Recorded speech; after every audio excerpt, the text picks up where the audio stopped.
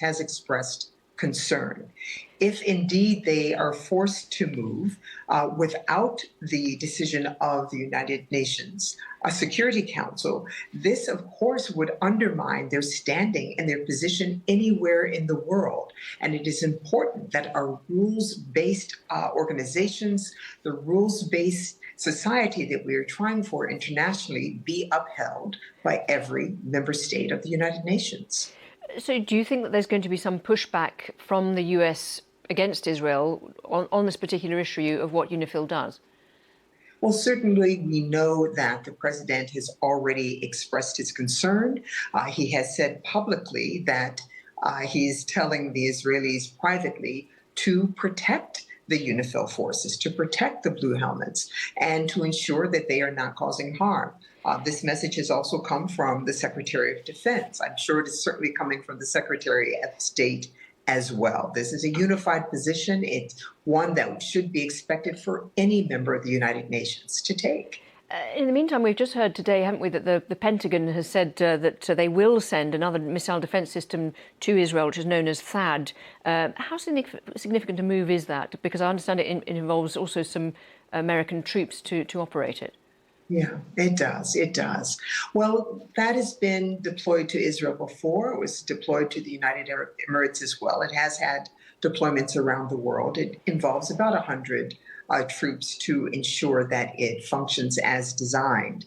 Well, keep in mind, although it does add additional American forces to the region, that it is not an offensive weapon. It is a weapon that is purely defensive. It does not use missiles to be effective. It uses kinetic energy to take down missiles. And so I believe certainly that U.S. leadership is thinking that as a purely defensive weapon, it is not adding to the offensive capabilities for Israel. So it should not be seen as an escalation, as it were, of U.S.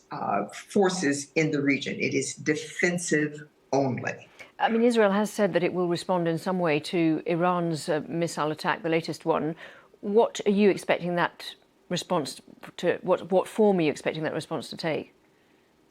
Well, increasingly, the message from the Israeli government, from U.S. leaders, is that it is unlikely to be a hit on the nuclear forces. It is likely to be on military targets, which suggests not a major escalation. The challenge, of course, is that there are likelihoods of mistakes, missteps. How the Iranians react to whatever the Israelis do is unknown at this stage. And we're talking about Israel that is fighting on multiple fronts.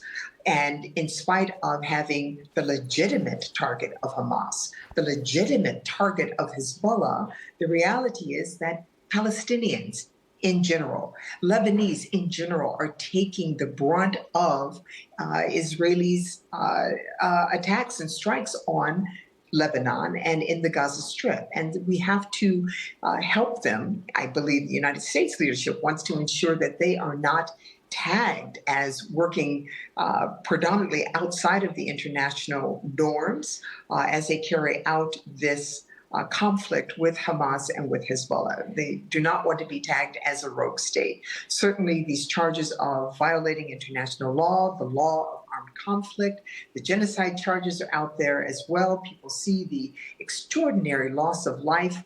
All of these things are weighing up, and adding pressure on the state of Israel and its standing in the international community. Gina Abercrombie-Winstanley, thank you very much indeed for